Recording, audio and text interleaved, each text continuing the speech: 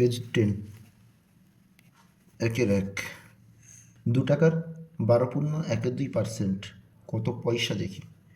তাহলে লিখতে হবে 2 টাকার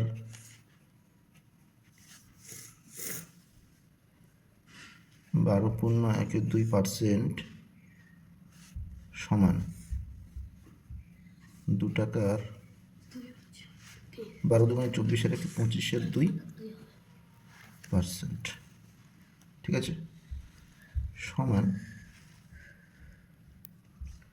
200 ইন্টু 25 2, শতকরা ভাঙতে গেলে 100 দিয়ে ভাগ, তাহলে 100 পয়সা। যেহেতু 2 টাকা সমান 200 পয়সা, তাহলে এই 0 0 0 0 কেটে গেল, 2 2 কেটে গেল, তাহলে কত করে দিল? 25 পয়সা।